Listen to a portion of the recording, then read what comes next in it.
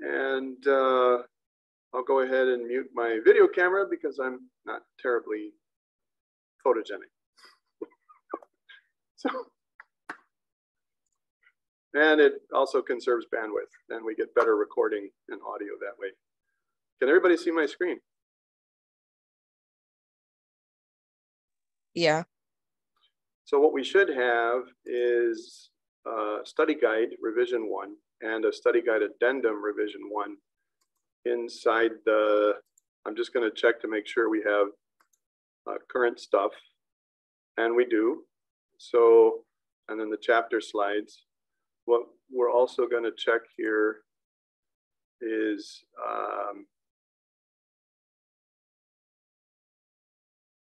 let's see, the class recordings. We'll put these in session recordings, and we'll have a folder for fall of 2022. And this, the one that was in there was fall of 2021. And then that way, if there's additional resources from last year, you'll find those in the section that says session recordings fall 2021. And so that's how we'll organize this. Sometimes the recordings from last year are helpful, and there's process that happened in the course last fall. But this is, once again, this is where you're going to go to find. We got to move this up here. So instead of, the other thing, I don't know if I mentioned this Tuesday, but instead of formatting the videos so that they play within Blackboard, we're just going to have links, and then that way we have better resolution. It is an extra step to queue them up. It takes you out to YouTube. If you find that cumbersome for the device you're using, please let me know. But otherwise, we'll make sure that this is right at the top, and we'll organize the other resources in fall of 2021. Any questions about session recordings and where to find them? Not for me. Okay. So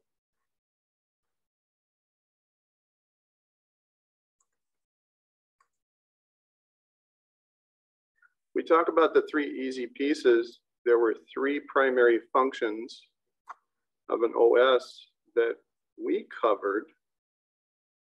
What I'd like you to do now is to pull up the chat, and I'm going to ask you, I'm going to post a question here.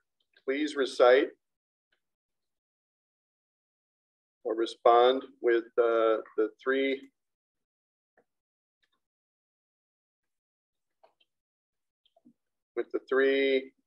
primary functions of an operating system.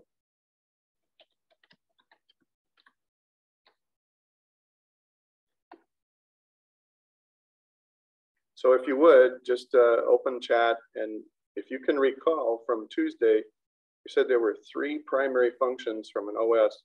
That's the 3 easy pieces. And it's okay if you only remember one of them, because that was toward the end of the session and it was a shorter session. And I'm not going to share your responses with everybody. I'll go ahead and actually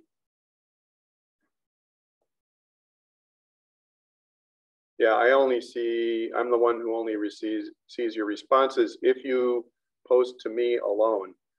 If you put your responses out there to everyone, then everyone will see what you respond with.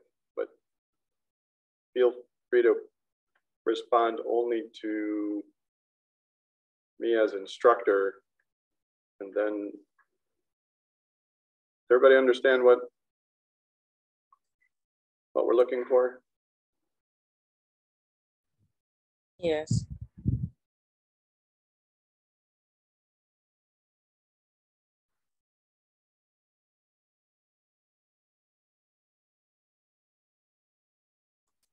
I showed you a diagram.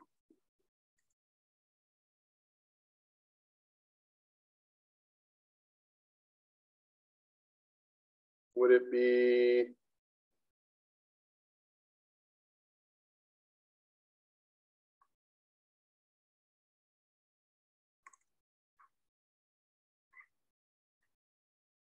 this was something we shared on Tuesday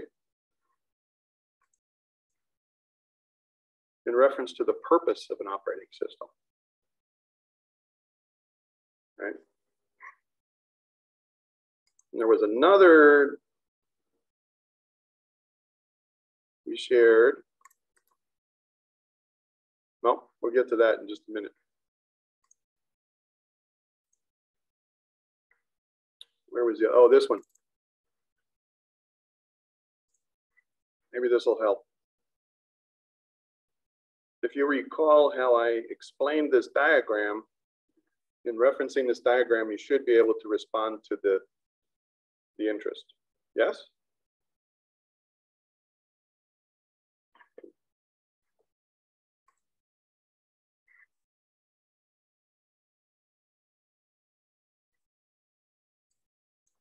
Okay. All right, so we have a range of answers.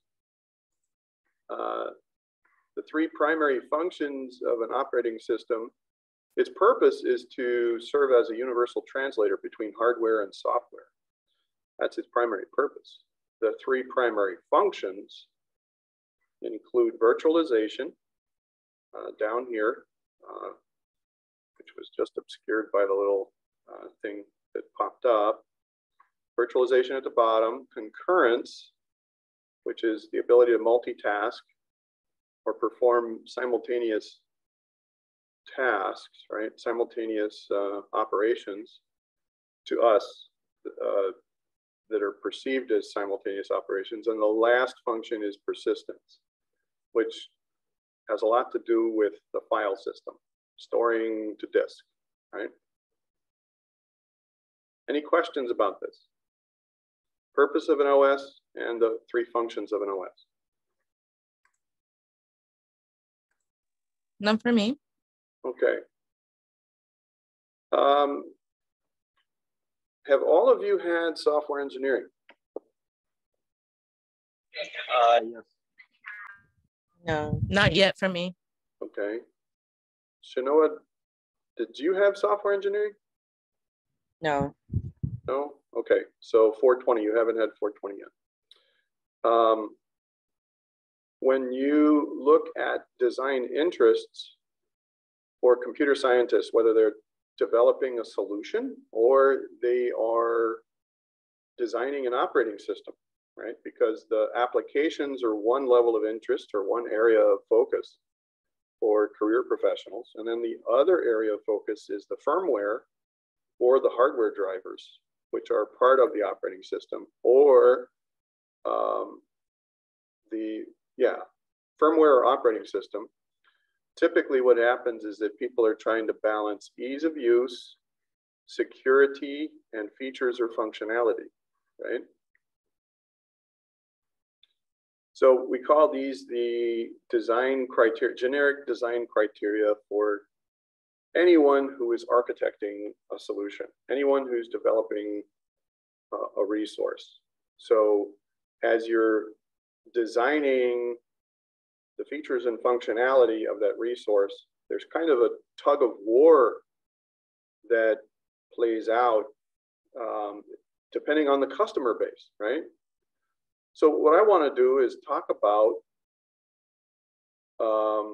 the three operating systems that are most prevalent. And by that, I mean Windows and the Mac OS and Linux, okay? All the flavors of Linux, just generically Linux, okay? Now, as you consider the Mac OS, which of these three design criteria do you think is preeminent, is the greatest interest for anybody who uses Mac stuff or Apple stuff?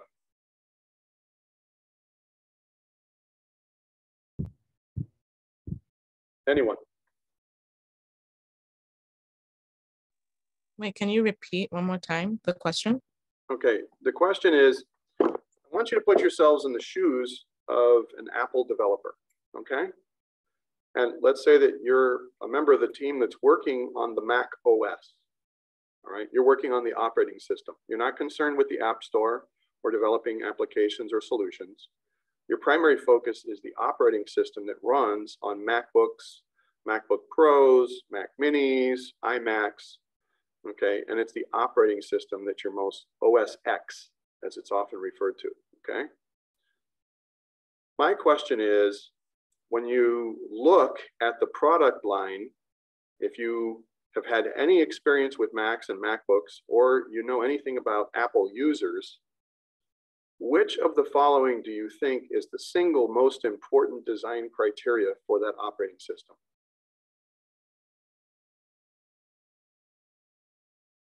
Is it to provide a great depth of features and functionalities you can access by navigating menus and menu trees so that you can do anything and everything with that operating system, kind of like the cockpit of a 747, lots of dials and bells and whistles, all sorts of really fine stuff on the screen, right?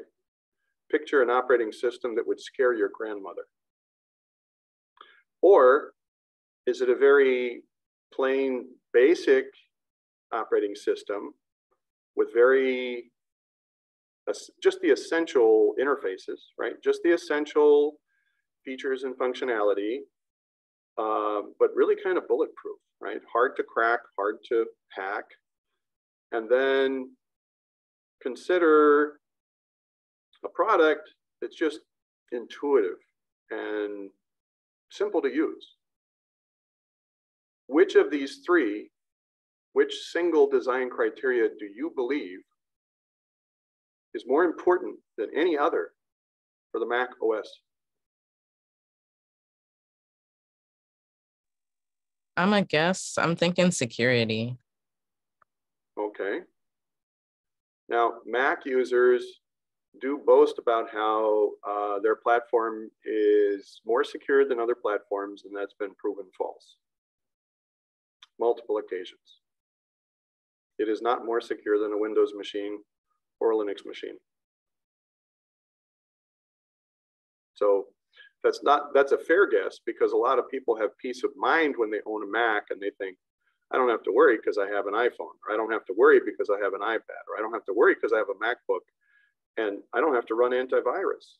In fact, I can understand why that would be your primary answer, because if you ask any Apple professional in technology, do I need to run antivirus on my MacBook? They will tell you the official company policy is no, you will never have to run antivirus on a Mac because, wow, it's so darn secure. Point of fact, it's no more secure than the other two operating systems. So I understand your response, and that would be easy to understand. A lot of people think that. So I'm actually glad you answered that, so we could speak to that here. Security is a secondary interest for Apple design engineers. That only leaves two design interests.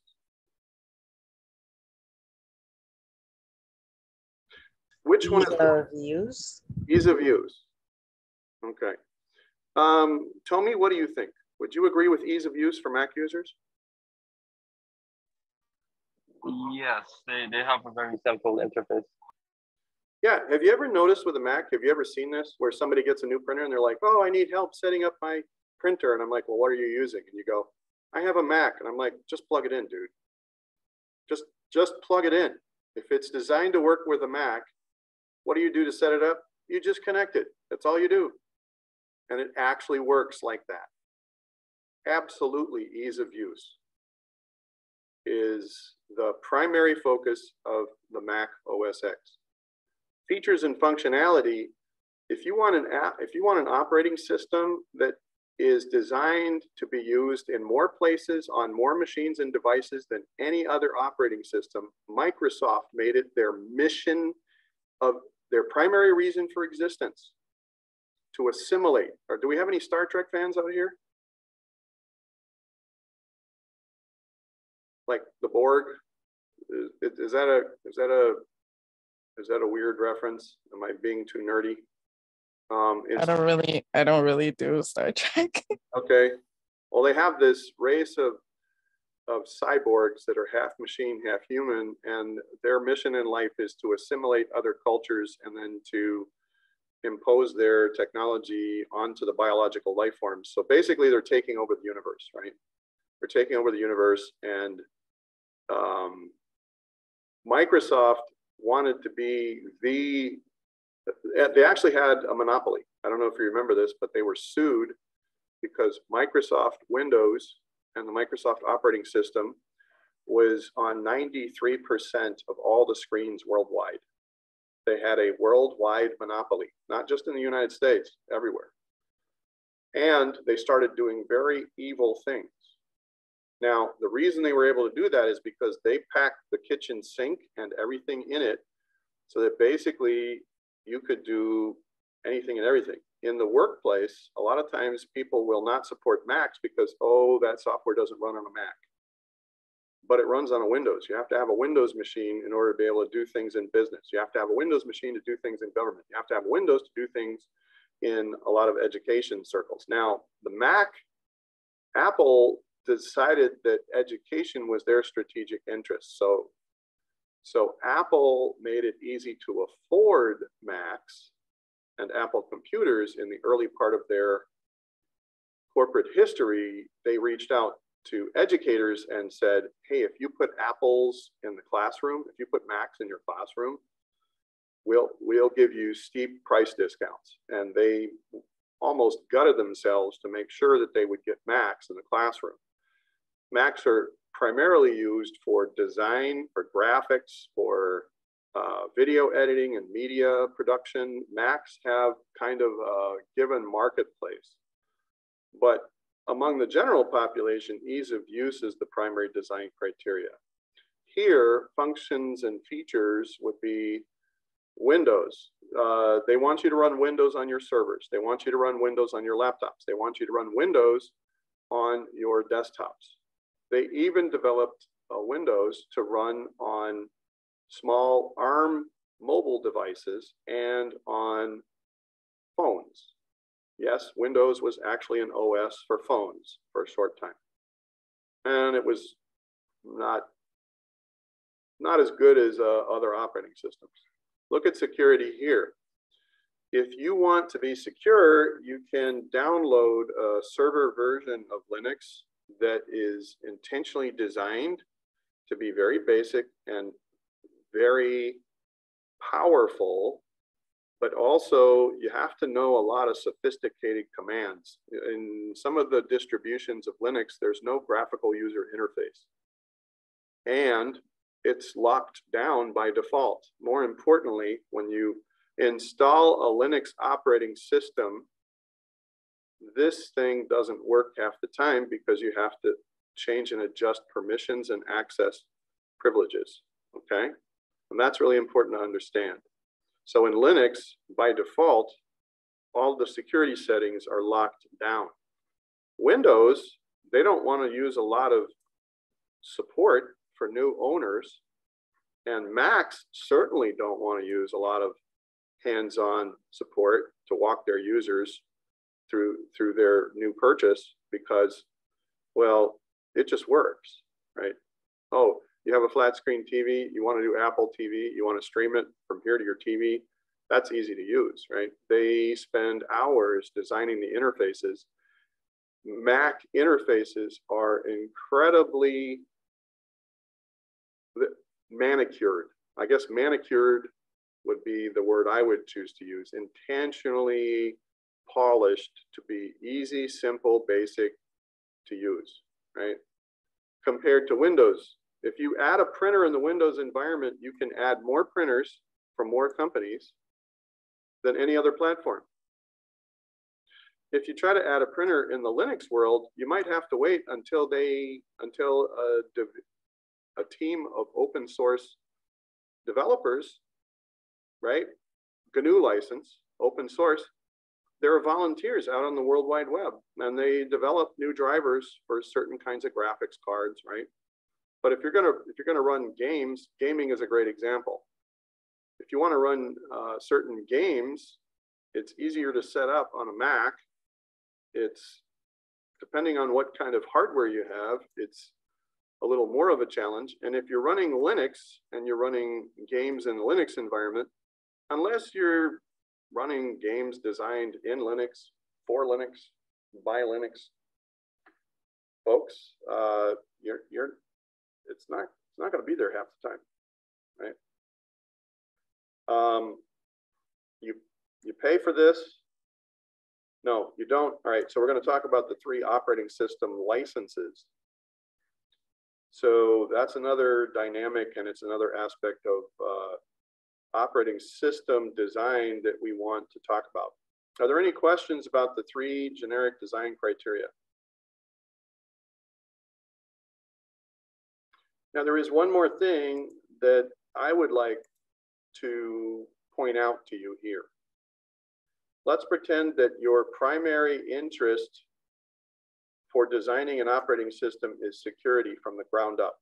So as you're coding a new, let's say you're developing a new kernel, the core, the vital organs of an operating system, the heart and lungs and brain of an operating system are commonly referred to as the core or sysinternals of an operating, the internals of an operating system, right? The kernel of an operating system. The most privileged portion of an operating system. That, let's pretend that everybody's in the weeds designing this, and we want to make sure it's as bulletproof as possible, right? If you're operating here, you're a lot further away from ease of use. This is a physical thing. I want you to consider the dimensions here. If I move along this diagram towards security, I'm moving further away from ease of use. And if I move along this diagram towards security, I'm moving away from features and functionality. Put another way, if I add more features and functionality, I have a larger footprint to hack. Let's say that again. If I add lots of features and functionality, I'm adding more layers of stuff that hackers can attempt to compromise, right? There's more landscape to work with. Oh, I have acres of features and functionality. There's got to be a chink in the armor here somewhere. Does that make sense? Does everybody get that? Hello? Yeah. Okay. Now, if I make ease of use and I have an interface that looks like the cockpit of a 747 with all the dials and menus and layers of stuff, that's not easy to use, right? So if I bring the Windows interface and we got to go here and there and we got to go through 7 steps to add a printer on a Windows machine, if I have older relatives that just want something that's easy to use, that's not going to be as good to go. So if I focus on ease of use, I'm moving further away from features and functionality, and I'm moving further away from security. If I want to balance ease of use with security, and I'm over here, I'm excluding this to a certain degree. If I want to balance features and functionality with ease of use, so I want it rich and accessible and multi-layered with all sorts of bells and whistles. And I also want to make that easy to use. So I create a graphical user interface and I make it simple so that you can log in, access data. Simple to access data. If you make it simple to access data, what are you doing with security? You're saying security isn't as much important as what? Accessing, making it easy for the average person to pick up a device and just access their data. If you want to make that simple for most users, hello, You can't have lots of security measures they have to work through in order to get there. I hope that makes sense. So it's not just important to understand the 3 primary design criteria. It is also important to understand the trade-offs when you emphasize one to the exclusion of the others. That's why this triangle is so important and this graphic is so important. We want to understand in design engineering contexts, in architecture contexts, that when you emphasize one criteria more so, there's trade-offs and you lose, and this is classic. It is almost like a law of the universe, almost.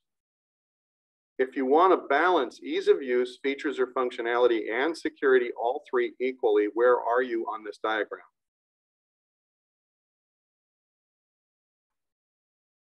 In the middle. In the middle. Yes, you're right in the middle. Okay, and that is very hard to do, but it's possible. You just have to ease off some of the other criteria in order to get right there in the middle. Okay, you won't have the most secure system, but you'll have a fair amount of security. You won't have the easiest to use system, but it's not too complicated. You won't have a lack of useful features. You'll have the most commonly used features, something we call the 80-20 rule.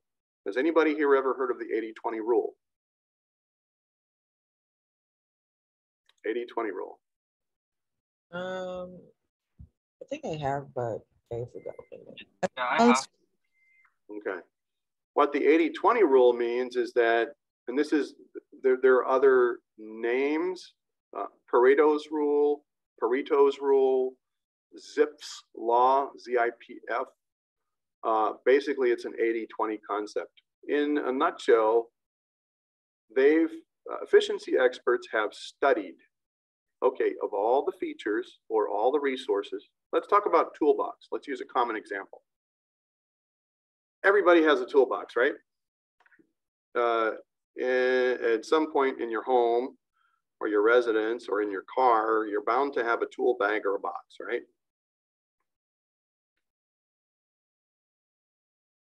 And if you don't have budget limitations, you probably have a whole variety of tools.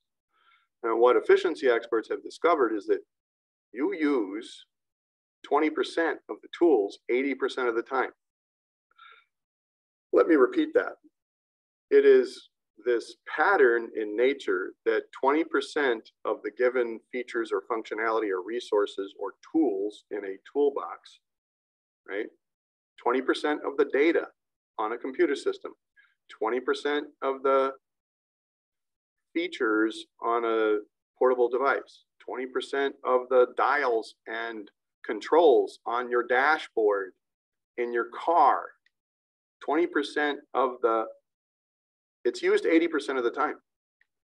In the operating room, the surgical tools, 20% of the surgical tools are used 80% of the time in the OR.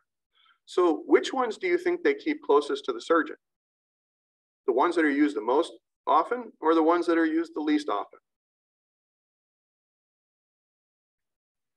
Most often. Most often, right? That's called the 80-20 rule.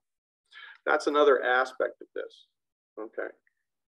Now there is a commercial interest in the industry, and I wanted to share just one more dynamic of this with you.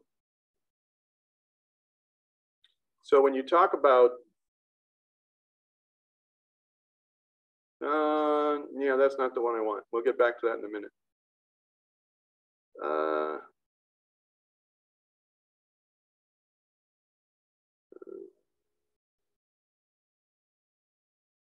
Nope, that's not it either. Hold on. Oh, but let's talk about that for a second. Before I showed you the purpose of an operating system, there's users, right? And I want you to see that the virtual representation of a user on a device is something called accounts, right? So we represent in logical terms who a user is by creating or establishing a custom account for that user. And that's something we're going to come back to over and over and over again. Where the heck is it? I have 1, 2, 3, 4. I don't have 5 open. Where's 5?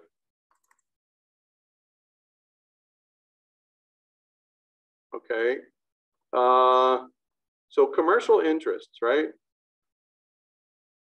When you have operating systems deployed in industry, in the workplace, operating system roles, it's the services they provide. Now, we talked about every OS has 3 primary functions. And those 3 primary functions are enhanced. So some of the systems that we deploy are really more for storage. You have cloud-based storage, so it's more of a persistence, file input-output interest, right? So if you're designing or customizing an operating system to run on a server to provide clients with storage, and we call that client-server platforms. By the way, everybody who's taking this course should have already completed or is taking simultaneously Web Applications 310, yes? Yeah, I'm taking it right now. Okay, and is that true for you, Tommy? Yeah, I'm taking it. 310, and how about you, Shinoa? I already answered. I said taking it Oh. right now. Oh, okay, I'm sorry, Deanna. Yeah, I took it already. Okay, so you're going to hear the term client server over and over and over again. And it was actually a concept that we also introduced in CSC 243 when it comes to network services. There's a model where you have this big machine or a system, and it provides resources, data or services to clients, right? And that's the client server piece. If your interest, we call these the big 3 services, right? You have calculation capabilities. That would be the realm of the supercomputer or the graphics processor, you know, the GPUs. So you have these artificially intelligent supercomputers, and their big thing is petaflops and exaflops. These are trillions and quadrillions of floating point operations in a second. Bandwidth, your internet service providers, your network services and telecommunications companies, they're all about bandwidth and network I/O. So it's really about transfer of data between systems, but it's not about storing the systems. So we make mention of this because these are operating system services that are primarily emphasized in the design depending on the purpose of a given operating system. If it's a server operating system, it's going to minimize cutesy graphical interface, you know, for the end user, and it's going to emphasize the back-end services to support 1,000 people at a time, right? And any questions about these big 3 services in an OS?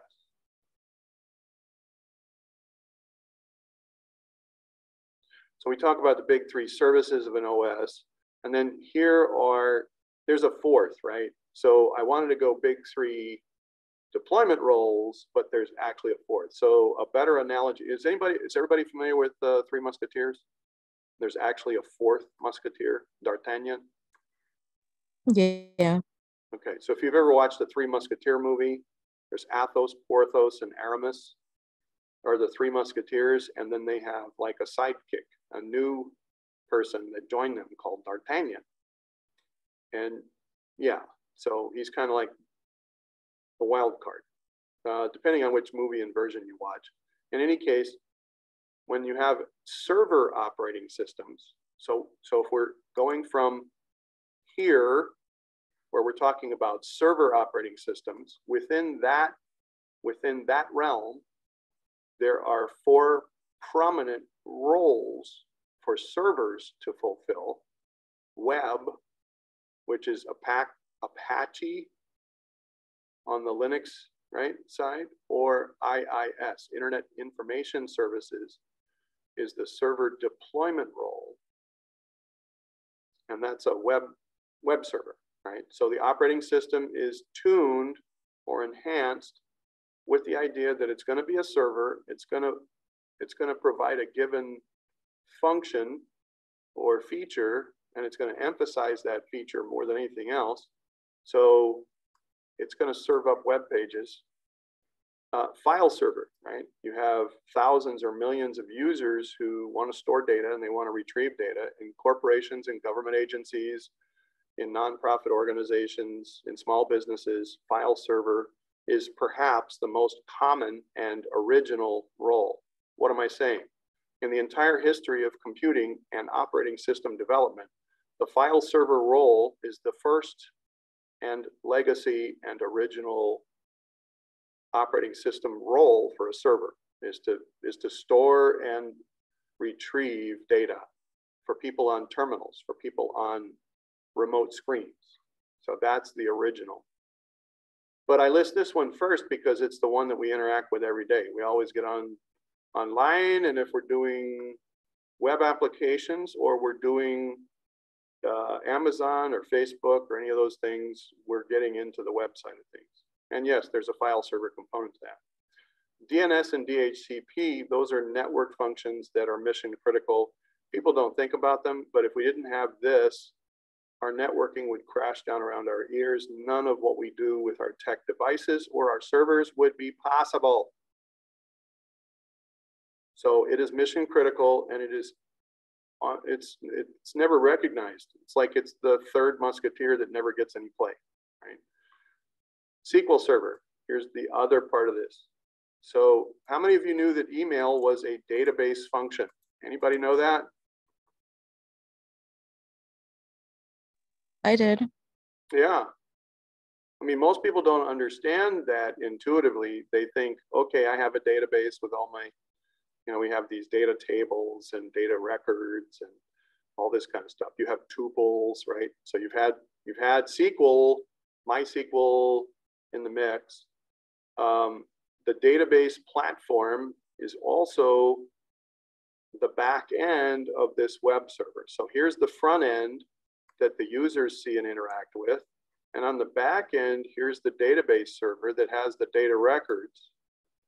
And if you have a specialized database server, it's storing and retrieving messages.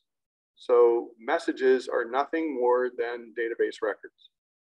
In fact, the engine for the Exchange server, Microsoft Exchange server, which is their messaging application, is literally one of the jet engines used for SQL Server. And they call that a jet engine, a database engine. They call it jet. Okay. Any questions about operating? So what we've done is drilled down.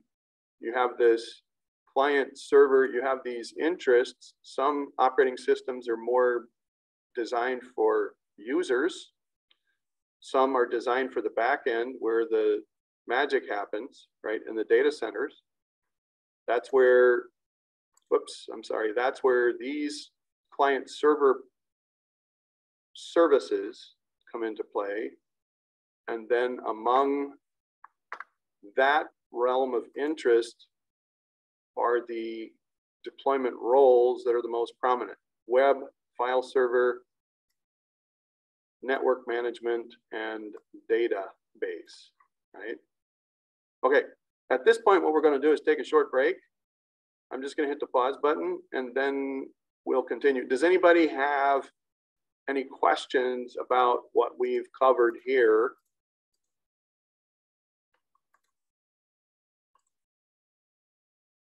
No. This is the part I want to leave you with before we take our break. The platform and infrastructure engineering for an operating system, its architecture hinges upon the choice of operating systems type and the role that it's used, the role for which it's deployed, okay? So for a given role, a system is deployed for a particular purpose. And what you want to do is choose the right operating system type. We're going to talk about commercial licensing as soon as we return, okay? What money pays for this, right? the money part is important because that has implications into the design of the operating system and how and why some operating systems are better to use for some purposes and worse to use for others, okay? All right, so I'm gonna stop sharing and I'm gonna hit pause and we'll be back. Let's resume at like 5 after, it's 12 noon, and we'll blitz the last 10 minutes as soon as we come back in 5. Any questions before we pause?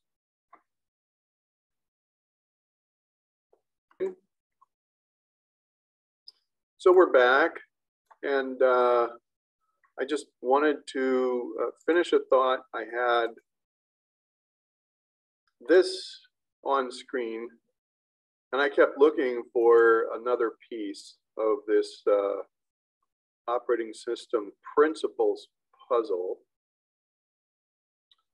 And what I failed to realize is that there's a second and a third page in this one PDF where we draw out some things, right? And this is, the second page is actually really important to study. I want you to understand the implications of in the workplace, right? Why is it that some operating systems are chosen by an organization, and what are the drivers?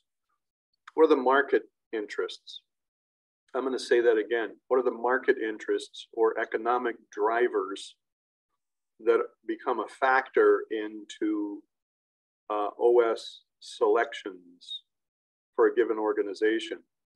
And there are 3, so you'll notice a repeating pattern here. It's like there are 3 types of this and 3 design interests and 3 so-and-so, except for the roles.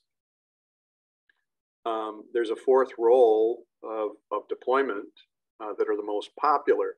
Those aren't the only server deployment roles. There's actually like a baker's dozen. There's 13 different server roles, and we only mentioned 4 of them and liken those to 3 Musketeers and D'Artagnan, right? But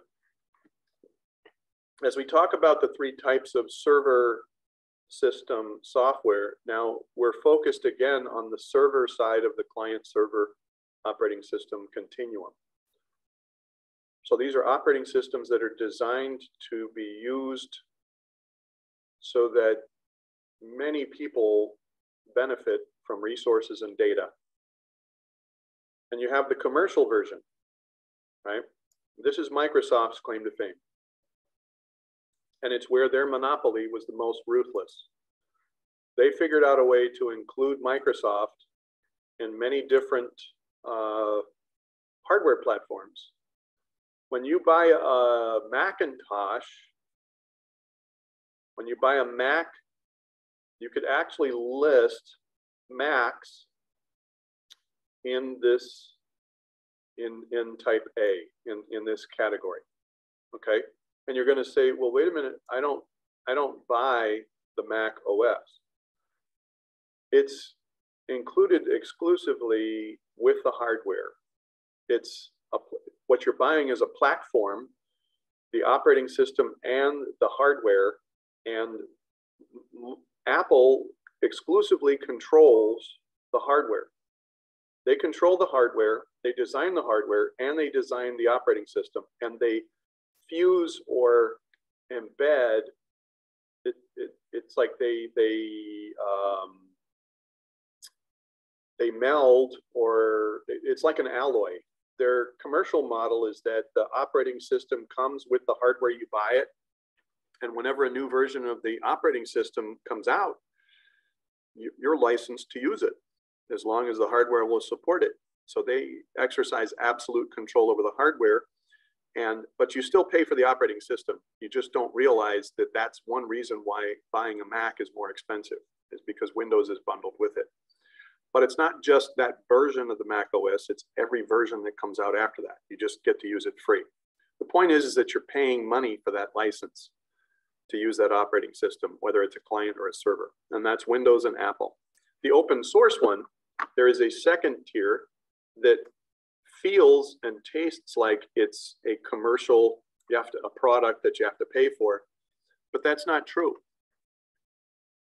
The operating system itself is free. But in order to use the operating system with certain vendors, with certain corporations, you have to purchase support. You have to purchase a support license in order to be able to use the operating system. So Red Hat is an example of this hybrid type where in order to use the open source operating system, the operating system itself is free. But you can't load it and run it unless you have a support contract. And so they have teams of Linux professionals who develop in the Linux environment, who create operating system. They're called KLMs, kernel loadable modules, or LKMs, loadable kernel modules, depending on who you're talking to. They provide different, so you can get different customized versions of the operating system for clients and for servers. Red Hat Enterprise Linux, RHEL, is the common acronym. So it's Red Hat Enterprise Linux, RH, and then there's an EL. You pay for it, you don't pay as much, but you pay some so that people who are Linux experts have a way to make a living and pay their bills, right? So why is this important? This is the only authorized version of Linux for the US government. If you want to run Linux in a government agency, you must have support, professional support, and that's because there are confidentiality, security interests, right? There's stability interests. Government functions have to be stable. We can't crash the government. That's not a good thing. So support is required by the federal sector. Did you know that in our territory, most federal requirements apply to us because we're a US territory, right?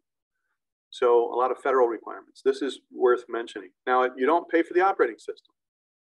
So it's technically not a commercial operating system, but you can't run it unless you know, and it's about a third of the cost of Windows or Macs. Any questions about these first two categories?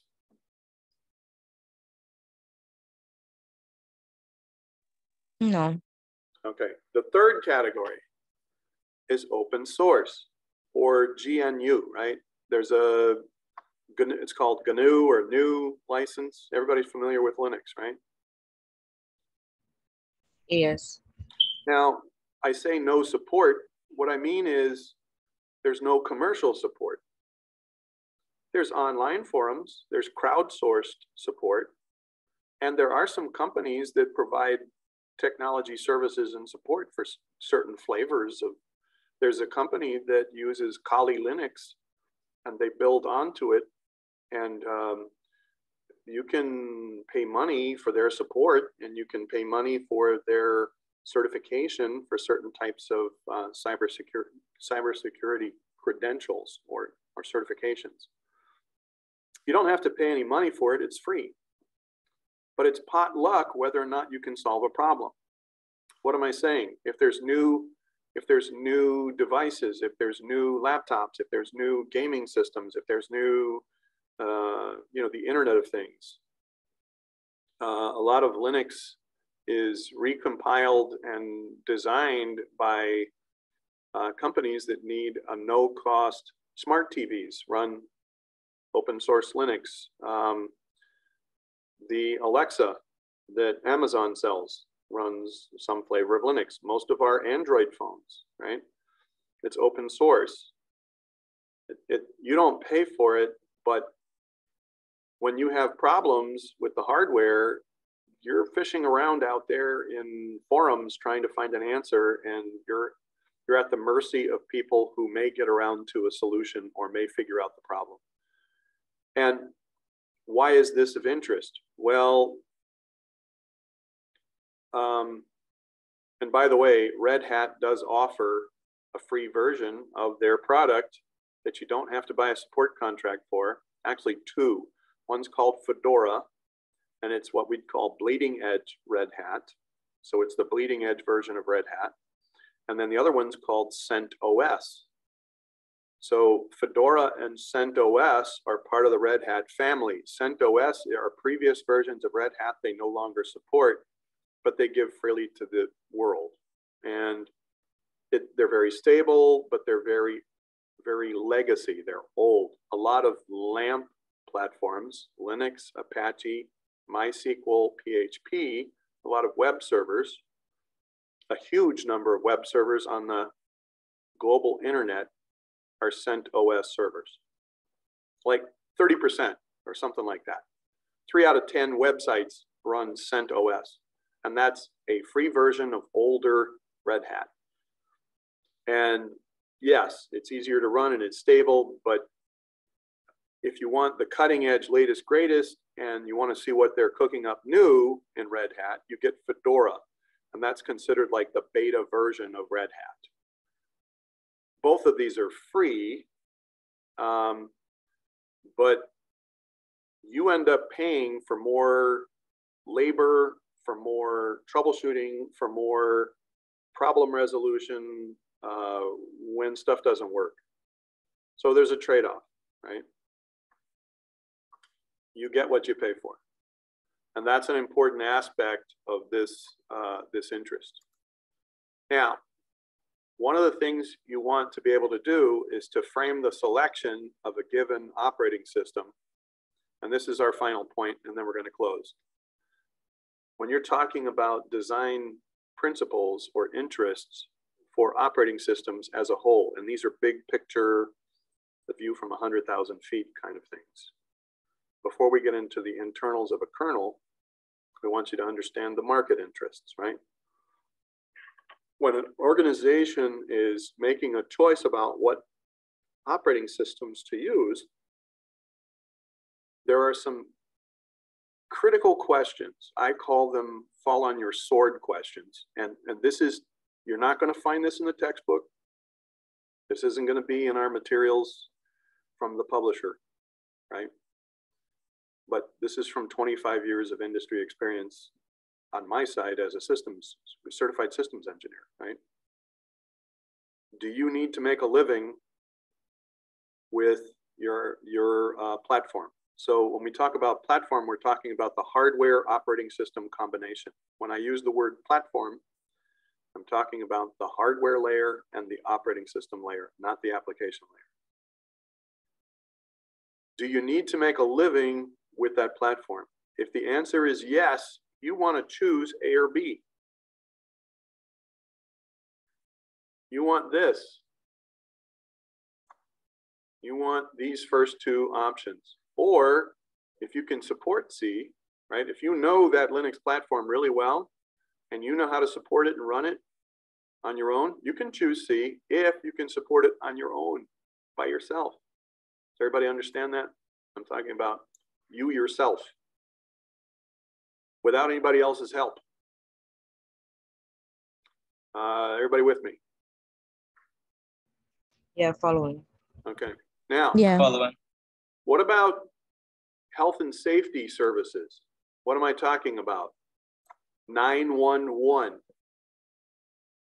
right? Police, fire, rescue, first responders. Health and safety, the military, right? National security. Your only option is to choose A or B. You're never going to choose C. Why? What happens if someone dies? Can you picture yourself in a courtroom saying, yeah, I know how to recompile that free Linux. Well, but then you weren't available when the 911 center had a problem. They couldn't answer this call. And so someone died because, I don't know, you weren't available, right? Someone knows how to support it, but are they always on call, right? If it has to do with health and safety, you should not choose C. Now, I'm just saying that's the way the industry works right now, that this is how it breaks out in the industry. What about for compliance or regulations, right? Government stuff. Same thing, A or B. If you have a government agency that is performing regulatory services to make sure that the water is potable, that the food is safe to eat, that you know, the schools and campuses are well funded, and so there's tax revenues. You need A or B. How about services related to a quality of life, right? Now, when we say quality of life, we're talking about entertainment, you know, private stuff you do in your home. You can use B or C, right? I hope that these guiding questions will remain a part of your essential understanding, especially this course, right? When you graduate from here and you find yourself in the workplace, and then somebody takes up an interest in, you know, hey, we're having challenges with our software. Why are we having challenges with our software? Because we didn't spend any money on our operating systems. So we're using free stuff, and the applications don't work half the time because something changes and there's no support, right? You could say, well, we could eliminate that if we move to Red Hat. Oh, that's too expensive. No, it's not nearly as expensive as Windows or Macs, right? There are some cases where you're going to want to say, we will never be done with this problem. We will always face this challenge because you've made a decision to use free stuff, and there are trade-offs with free stuff. Free ain't free.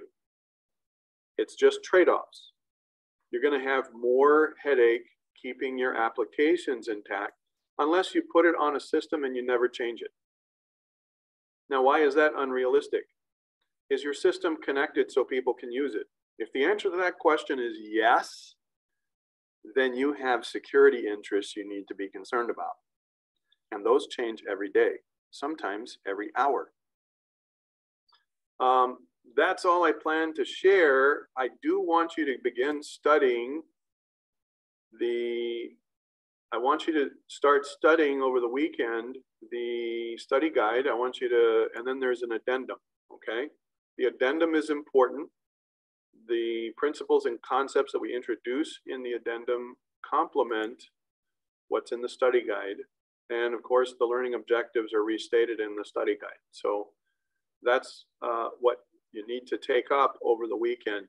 In addition, you'll find I'm posting the first 3 assignments, and everybody's familiar with the article review, right? How that works? Yep. Okay, so Yeah.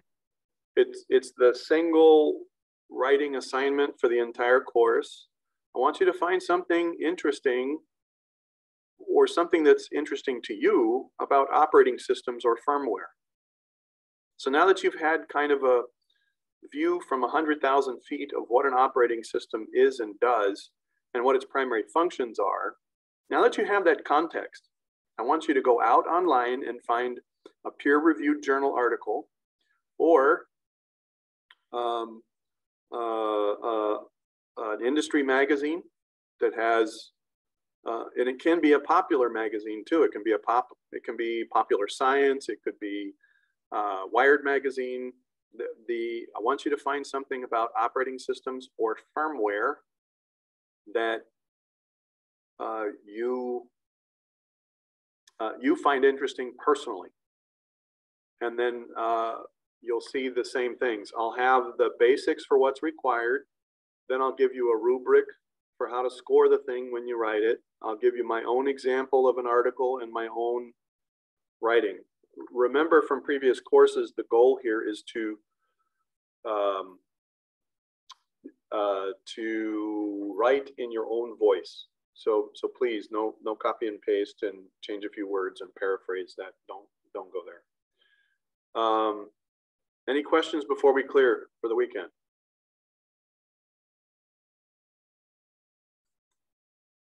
No questions. Okay. Well, at this point, I'll stop the sharing, stop the recording, and